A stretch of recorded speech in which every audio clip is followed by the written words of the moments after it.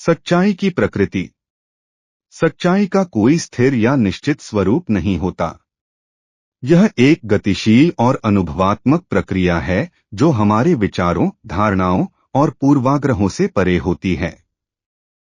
सच्चाई की खोज का मतलब है कि हम अपने स्वयं के बंधनों, मानसिक ढांचों और सामाजिक मान्यताओं को पार करके जीवन को उसकी पूरी वास्तविकता में देख सकें।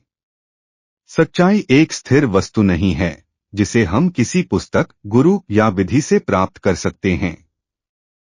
यह एक ऐसी स्थिति है जहां हम पूरी तरह से खुले और जागरूक होते हैं और जो भी हमें दिखाई देता है उसे बिना किसी पूर्वाग्रह के स्वीकार करते हैं।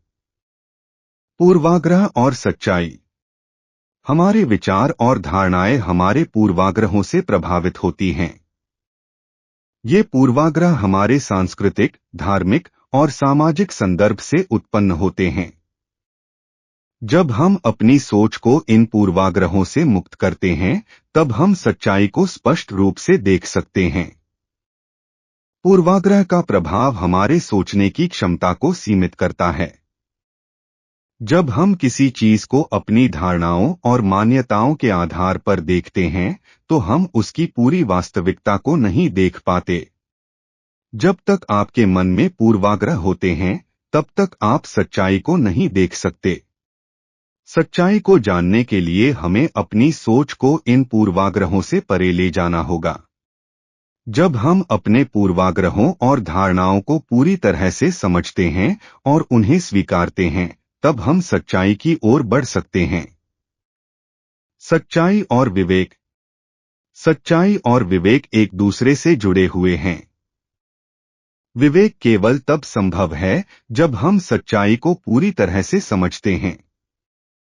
जब हम सच्चाई को जानने की कोशिश करते हैं, तो विवेक स्वतः उत्पन्न होता है। विवेक एक ऐसी स्थिति है जहां हम अपनी सही समझ और जागरूकता से काम करते हैं। विवेक का अर्थ है सही और गलत की समझ। लेकिन सही और गलत की यह समझ सामाजिक मान्यताओं और पूर्वाग्रहों से प्रभावित होती है। जब हम इन मान्यताओं और पूर्वाग्रहों से मुक्त होते हैं, तब विवेक की सही समझ प्राप्त होती है। सच्चा विवेक तब उत्पन्न होता है जब आप पूरी तरह से सजग और जागरूक होते हैं।